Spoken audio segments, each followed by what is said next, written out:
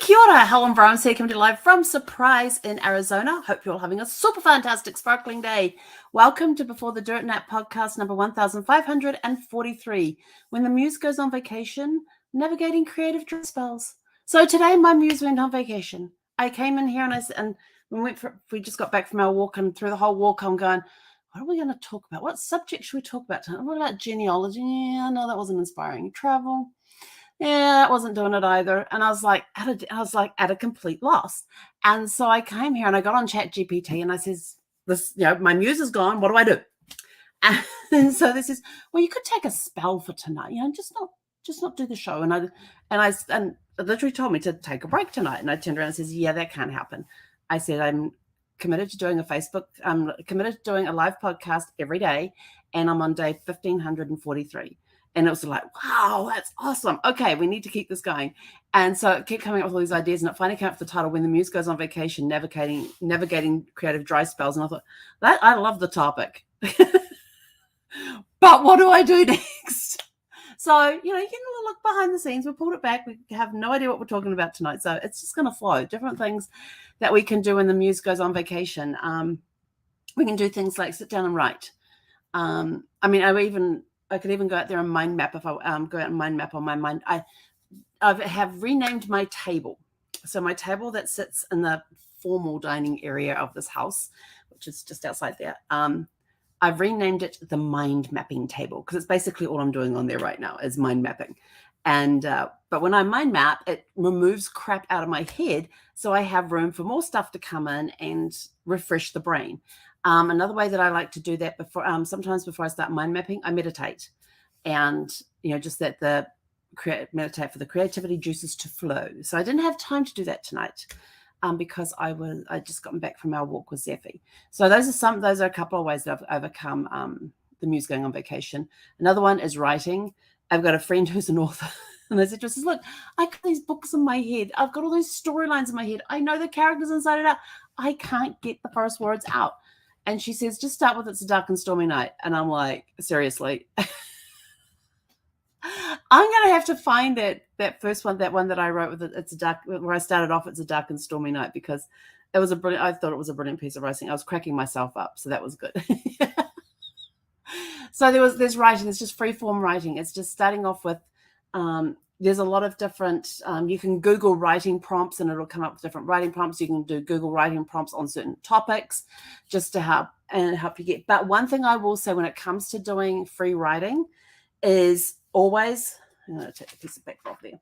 Always start with pen on paper. Pen on paper. Most people will say, oh, but I got to do this. Yeah, no. There's a scientific connection to putting pen or pencil on paper. It helps you unplug, because the one thing that happens, and I have a friend that was having struggle with the writing. She said, I just can't get it right. And I said, can I ask you when you sit down to write, how are you writing? Are you doing it on pen and paper, or are you doing it straight into the computer? Because I do it straight into the computer. And I says, and you're probably one of those people that go back and correct everything as it pops up on the highlights and everything. She's like, yeah. I said, okay, try this. I said, grab pen and paper, put the computer to the side, grab pen and paper, and just write. And that way you don't go back and look. You can't go back and look at any of the mistakes, because you don't know where the mistakes are. You just write. She said, when I next saw her, I said to her, how did that work? She said, I have gotten so much written. She said, I've gotten so much more written now this way. She said, I love it. And the cool part about that is that when you start putting it into writing, different writing programs and stuff, you'll start making corrections along the way, but you've got it written, which is the important piece. That's how I wrote my book. I sat down and I handwrote it out. And then when I started typing it in, I was actually going, I don't like how that sounds. And I would edit it at the same time as I was doing that and make it sound a bit better. So these are just some ways that you can, it's basically, I think what it is when our Muse disappears and goes on vacation and we've got no inspiration. Like I'm sitting here, where is that chat GTP thingy? Oh, there it is. Hang on.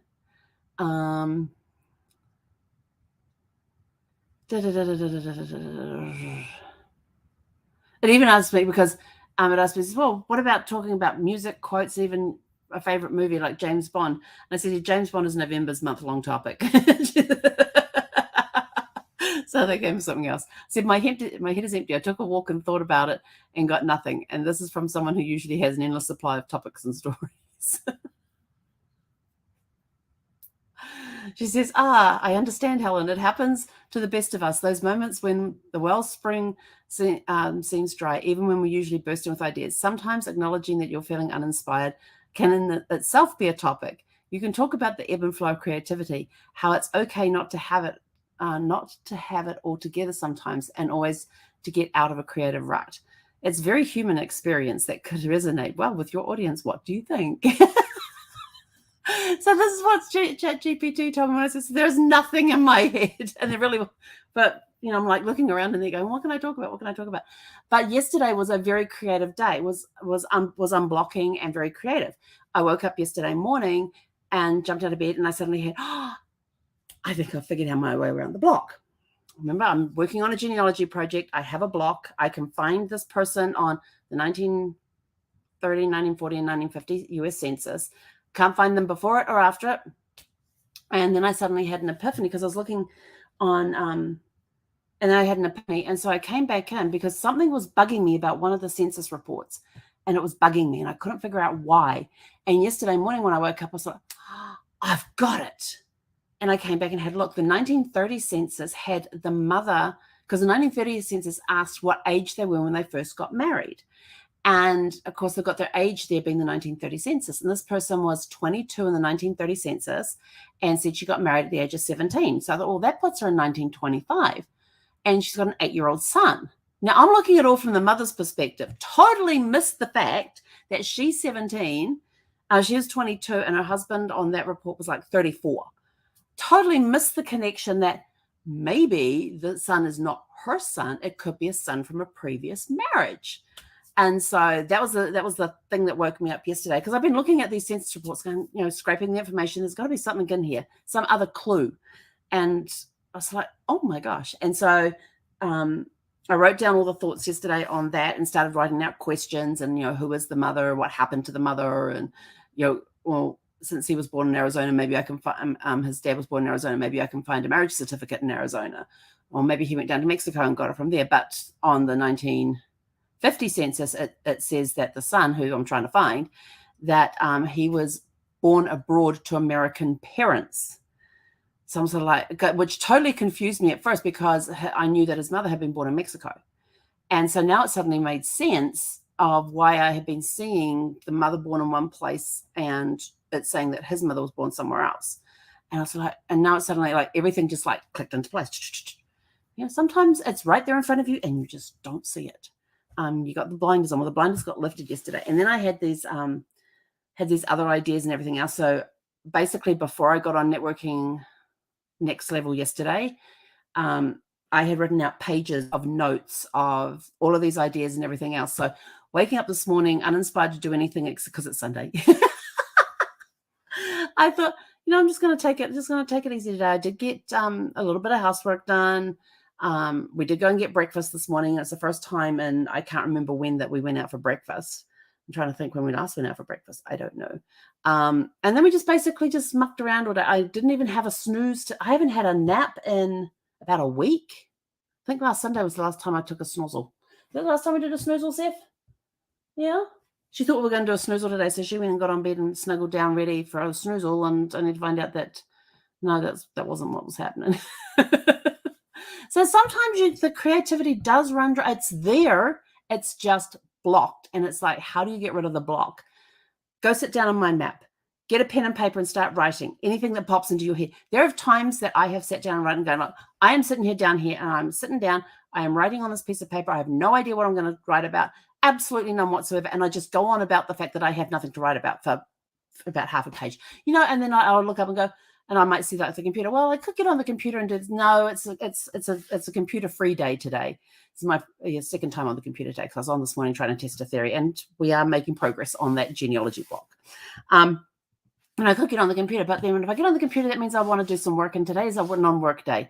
I'm not meant to be on the computer. It's a digital free day today as far as the computer goes. We're not supposed to be in the office. And then I'll look over at the TV. Well, maybe we could watch a movie. What movie would I want to watch? And I just start writing this stuff down. And sometimes I find inspiration in just doing that because it's getting rid of, there's just gunk there. You know how sometimes when a creek gets blocked up because all the twigs and the leaves block it, you know, you go out walking on a stream and the stream's not running in one area because all the leaves and the twigs and the branches and stuff have blocked an area, and so you've got to clear all that for it to get out. Well, that's basically what you're doing with doing this rubbish writing.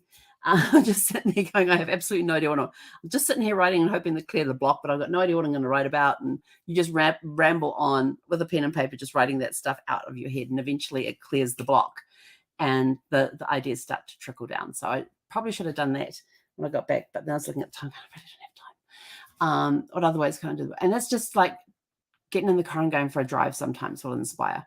We didn't really, we went out this morning. Zephy got a pup cup. And Dutch Brothers have changed their pup cups. They used to have like mini cups. So you'd have the coffee cups, and then they had these little mini cups. And they were round, round, about this round. And then the bottom end, they were about this round, and they were about this tall.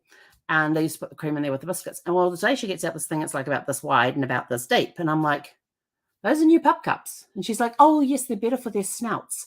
And I said, well, to tell you the truth, I said, the other ones actually provide a challenge for my dog. And Zephy's like, she got my pup cup, give it to me. So she's like whining in the background there. And this woman turns to me, she goes, really? And I go, yeah, because I take it home. We go into the living room, into the room. She gets on her mat, and I give her a pup cup. And or sometimes she'll actually just take it out of my hand and run into the room and get on her mat with it. And I said she loves it. She destroys it to get to and gets all the cream out and leaves the cookie behind at the bottom, and then takes that out. And the other day, this dog is crazy, I tell you. Last weekend, we stopped for a pup cup.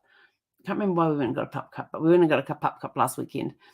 And she takes it, and she's there, and she's got it on its side, and she's got her paw on top of it. And then she stands up, and she goes bang with her paw right on top of the cup, and the cup popped.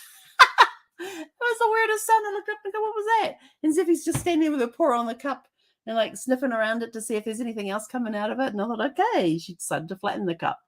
So that was one interesting thing that happened today. So it's just days where you just don't really feel like, my stalk's coming off my apple. I got one of those stress balls in the shape of an apple, but the stalk's starting to come off my apple. Yes, I'll just put that over there. I have to fiddle. I'm sorry. Pick it back up again. Or I could play with my mini, what do we call these things again?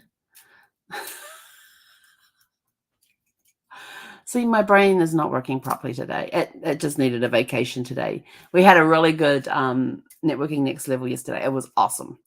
It was awesome. It was a small group. It was perfect. It was just an awesome day. We got finished early, which was nice. I felt like taking a nap at the end of it, but then when I got up, I just felt energized and was almost running around the house. But I was running around the house doing stuff and getting stuff done and that sort of thing. So today we just had a day of relaxation, of not doing much, not being inspired to do much or anything else.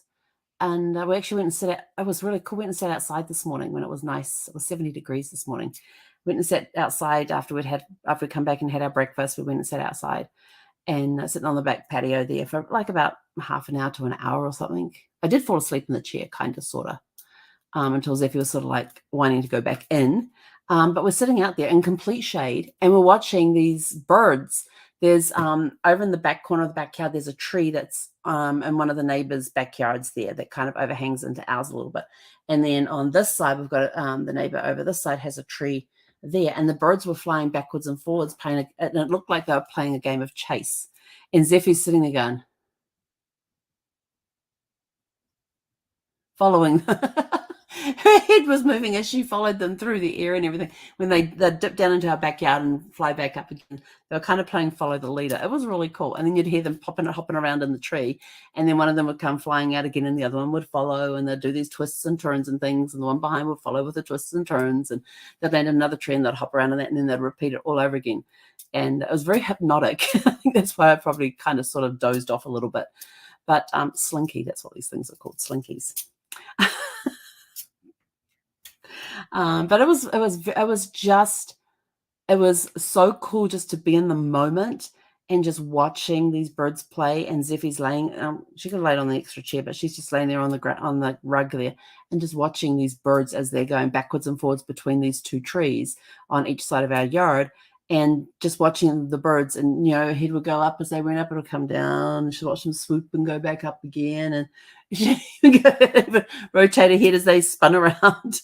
So that was just a very relaxing, nice break from sitting in a house all the time. And we're getting into those temperatures now where we can leave the doors and windows open during the day and get nice fresh air in the house and not have the AC on. So I'm looking forward to the next few months coming up where we get to do that before the temperatures start to go back up again. But anyway, that's basically it from us for today. My question for you, though, is that when your Muse goes on vacation, what do you do to get them back and to remove any blocks that you have? Just let us know in the comments below, because we'd love to see the different ways that you have for getting rid of blocks when the Muse goes on vacation, trying to get it back or get it to inspire you again. So that's it from us for today. We will be back tomorrow evening at 6 p.m. Pacific. Until then, have a super fantastic sparkling evening. Hei konera.